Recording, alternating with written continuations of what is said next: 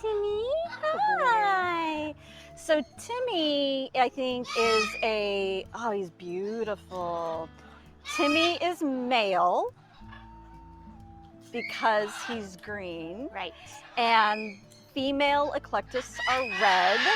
So Timmy is a great example of dimorphism that you see in animals. So can you talk to us a little bit about dimorphism? And not all animals are dimorphic. Yeah, absolutely. So Timmy's actually pretty unique around here. Most parrot species, you can't tell the girls and boys apart without doing a blood test. Right. Cockatoos, we know, are an exception. You can look at their eye color. But eclectuses are a really neat example in the parrot world because they are drastically different. The males are this bright green, the girls are the bright red, and for them that's actually a really great adaptation that helps them survive in the wild. So these guys come from the Solomon Islands and parts of Indonesia, and in their territory, one of the biggest predators they face are actually snakes that will come and steal their eggs from the nest. So the females are that bright red color. They stay in the nest all day long to ward off any danger, while the males blend in with the trees. They go off to find the food. And something unique that comes along with that lifestyle is that they are one of the only parrots who are not monogamous. The females will actually mate with many different males in their lifetime. And when we think about camouflage a lot, because we've got our zoo and the park and all of that, you look at that brownish coloration and they say, hey, that's great, and how do these birds camouflage? But talk about their environment and why they blend in so well. Yeah, exactly. If you live in a rainforest or a tropical environment, there are bright colors everywhere you look. So for them, that actually works as a form of blending in. Yeah. Hi, thank you, Timmy. Thank you for letting me hold you. Hi. He seems very dignified. He's a very proper man. Oh, he's so dignified, yeah.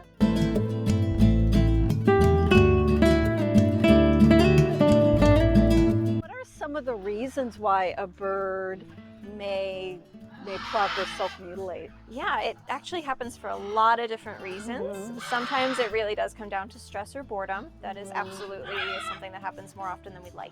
But other things that can happen, it can be nutritional. They can be showing you there's something going on internally that they aren't happy about. It can also be a hormonal thing. It can be sexual frustration when they're desperately wanting to mate and trying to regurgitate and not given that opportunity to do what nature tells them to.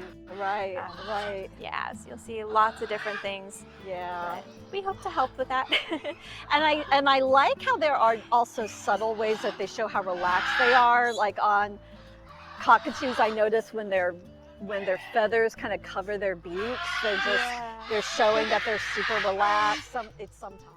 Is there? Oh, hello. Hi, baby bird. You making a phone call? What's the name? Baby bird. Baby bird. Baby bird. Are you making a call? Hi, boob. Baby bird. Do you want to play peekaboo? She can come out and say hi if you guys want. Okay, yeah, that would be great. Come here, girl. Hi, can I borrow you? Oh, you want to play? You want to play? You want to come with that? Hi. Like I'm still on my ball. So who's baby? This is baby bird. Oh my goodness. Baby kiss. Thank you. So is baby bird a permanent resident? She is. She's actually a fun piece of our history. She was actually born here. Yeah, so she is about 13 years old, and this is the only home she's ever known. Okay. Yeah. And so it was just decided that she would be a great free flight representative? Exactly, yeah. Okay. She's a lifelong ambassador. Okay. And she loves this world, as you can see. She's very social, very happy to play with you, get your attention. She's a golden conure. Golden conure. Yeah, they're from Bolivia.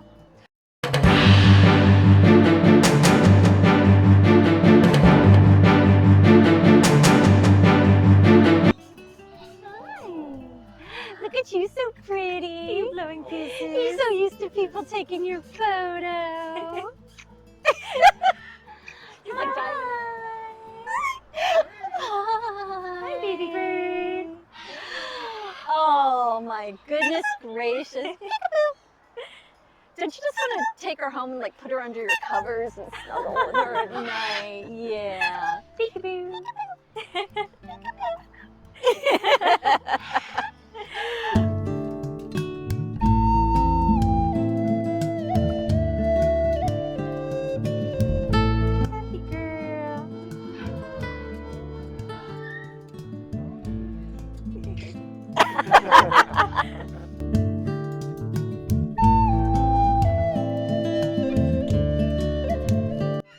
about, as I mentioned before, parrots from South America.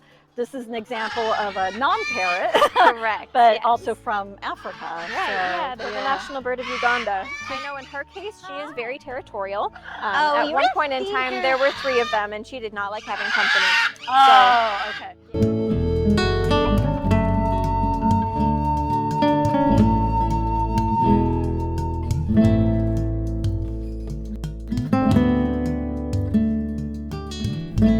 Yeah, she really likes men. Girl, what's up? You do your jumping. You do your jumping. Do your jumping.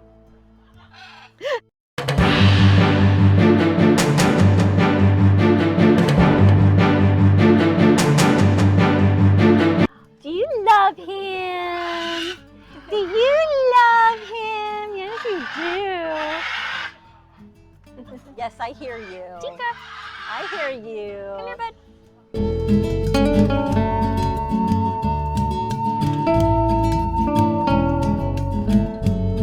She is a princess. She is, yeah, she's definitely the queen.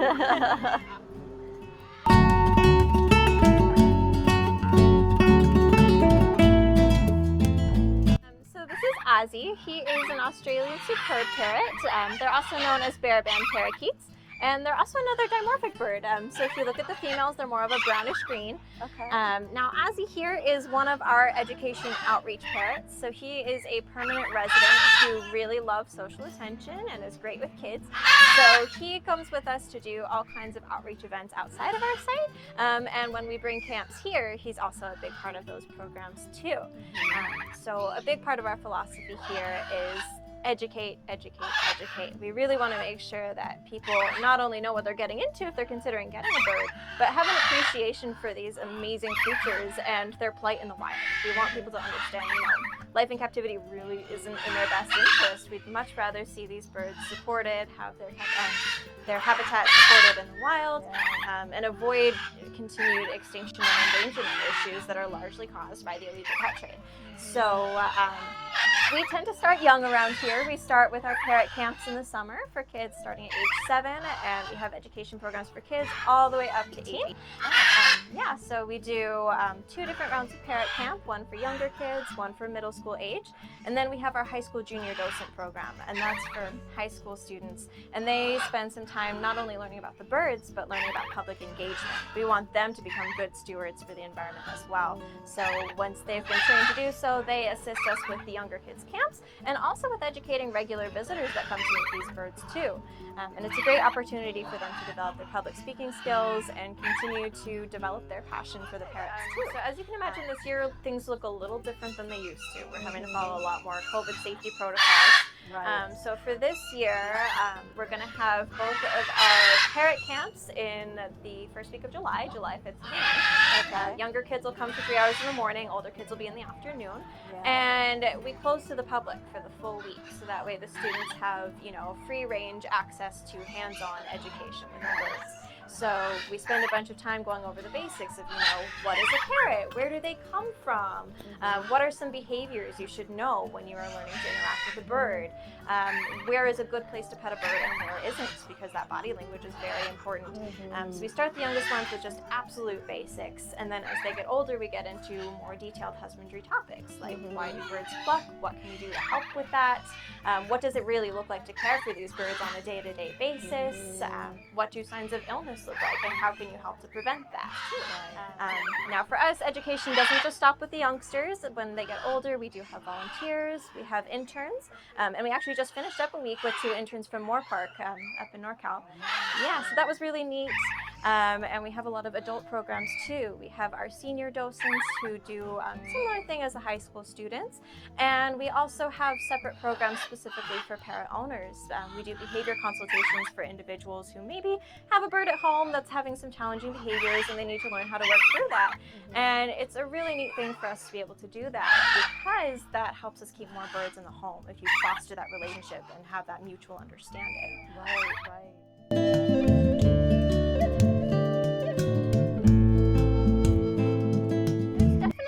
Couple different factors that contribute to that. The biggest one for us is we do trim their wings.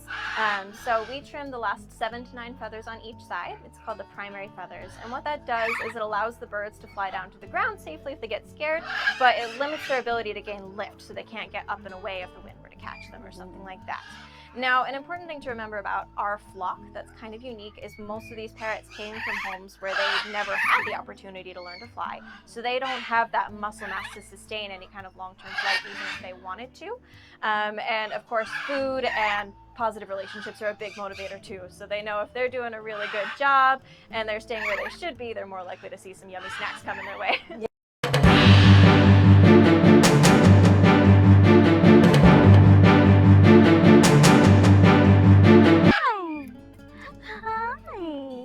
Look how pretty you are. You're so beautiful. You're a handsome fella.